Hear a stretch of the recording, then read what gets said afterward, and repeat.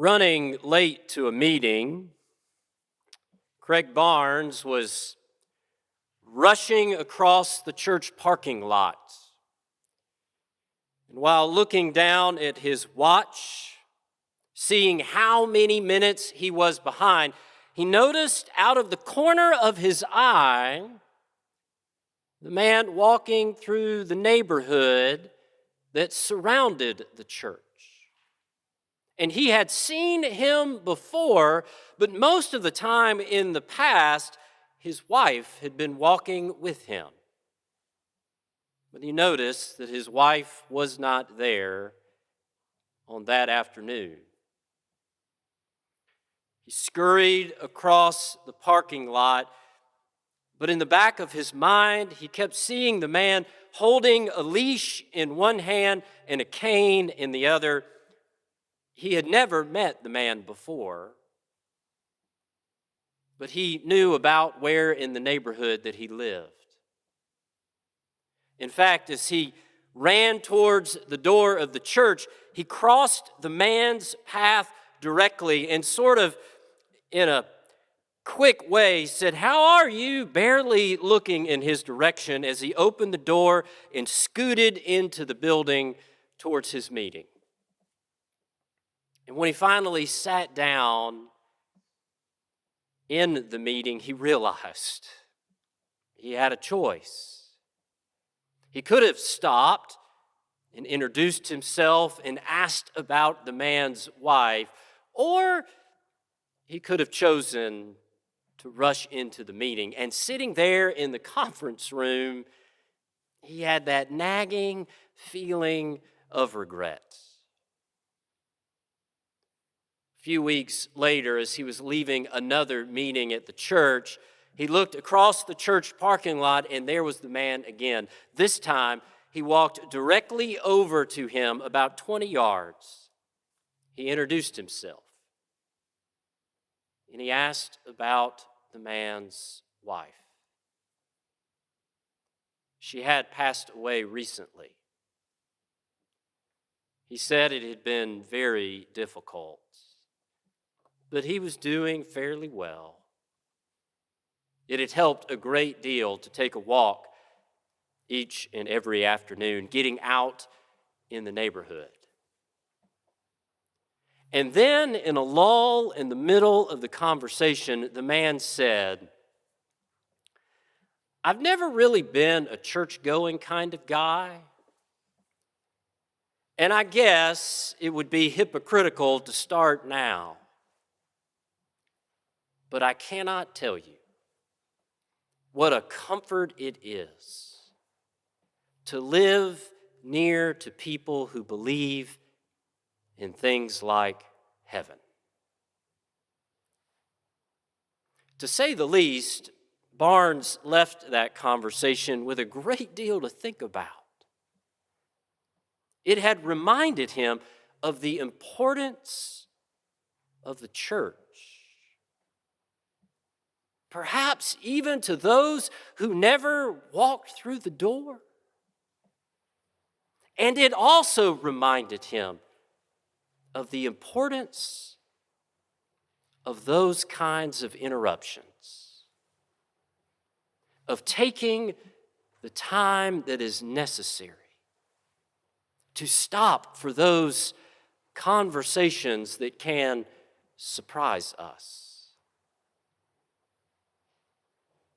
The delays and detours of our lives can cause such frustration that we are already on our way to the next thing when we are stopped in our tracks. They feel more like barriers than they do opportunities, even though they can yield such discovery. When the people of God were taken from their homes and forced to live in exile, it was such a disruption in their lives, a grand interruption. But the prophet Jeremiah kept urging them to love the place where you live in the given moment, to embrace where you are. And then, when they finally returned home, it felt like yet another interruption because it had been more than a generation since they had left. Many of them had no memories of Israel. And yet Jeremiah reminded them of God's promise, I will be your God, and you will be my people. God says, I will put my law within you. I will write it on your hearts, which means we can take it with us wherever we go.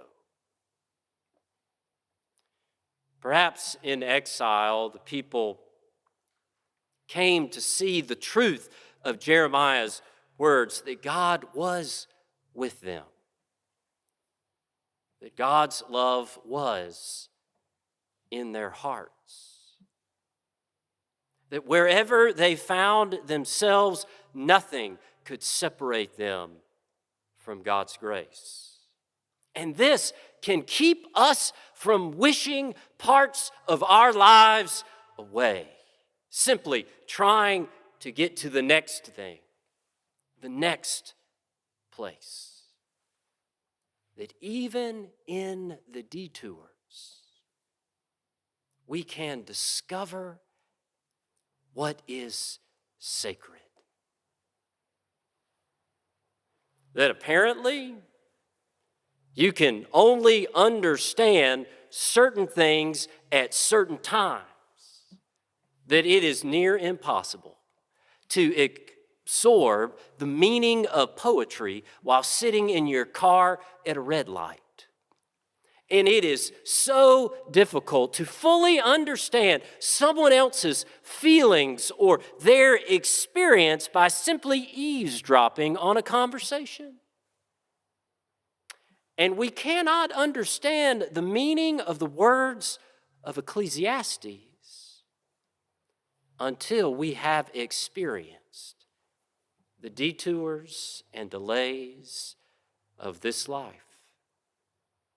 There is a time to be born and a time to die, a time to plant and a time to pluck up what is planted, a time to kill, a time to heal, a time to break down, a time to build up, a time to weep, a time to laugh, a time to mourn, a time to dance, a time to throw away stones, a time to gather stones together, a time to embrace, a time to refrain from embracing, a time to seek, a time to lose, a time to keep, a time to throw away, a time to tear, a time to sow, a time to keep silence, a time to speak, a time to love, a time to hate, a time for war, a time for peace, that we cannot fully understand the meaning of those words while holding a stopwatch in our hands.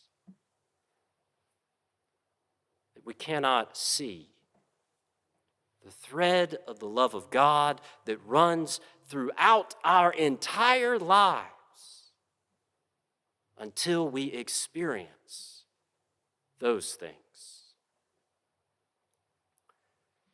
It was around the time of Passover when the disciples noticed there were some Greeks that were worshiping with them, that they had come to see Jesus. And it was unexpected.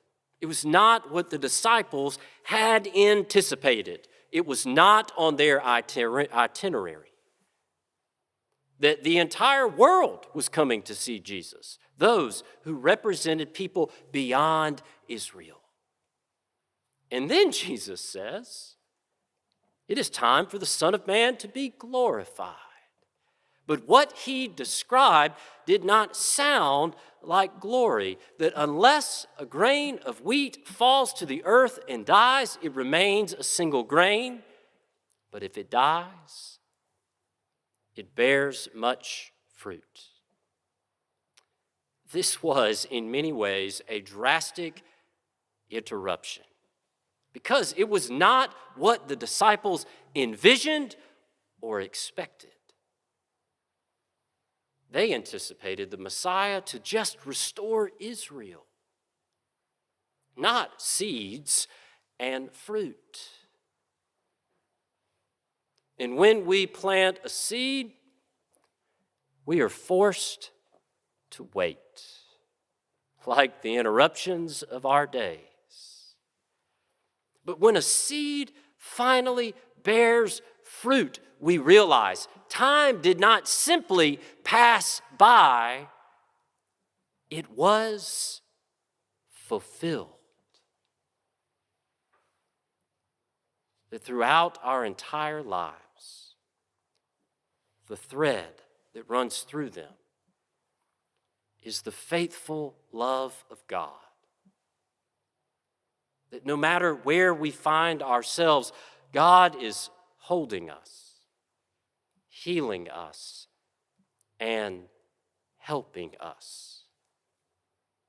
That there is a time to embrace interruption, to engage disruption, to listen to the delay, to take the detour, but we have to put the stopwatch down. We have to wrestle with the given moment.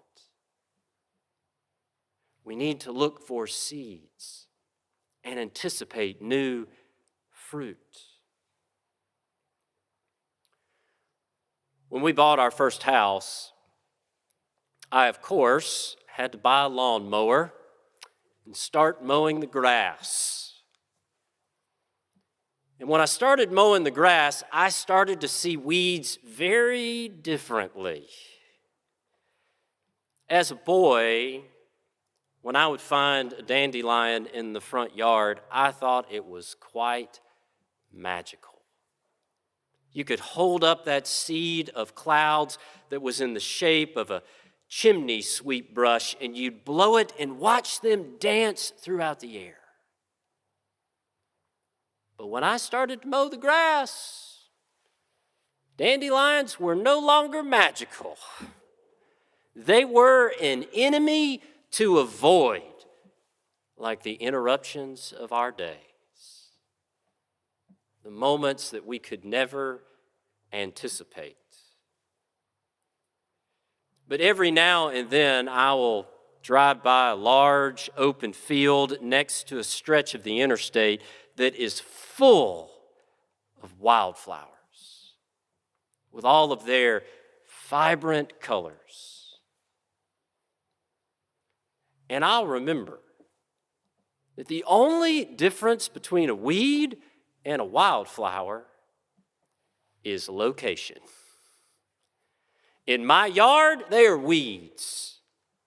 Next to the interstate, they are wildflowers. That as we face the interruptions of our lives, perhaps they are wildflowers and not weeds. They just might be seeds that bear new fruit. Jeremiah says our faith is written on our hearts. And in the ancient view, the heart was not simply one's feelings. That today we might say the heart, oh, that's the place of our feelings and our emotion. But for Jeremiah, it was much more. The heart was the place of the emotions and our thoughts and our actions. It was all of who we are, that our faith cannot be separated from any part of our lives. Which means, in those interruptions, we can look for wildflowers instead of weeds. Because the thread that runs throughout our entire lives is the everlasting love of God. Amen.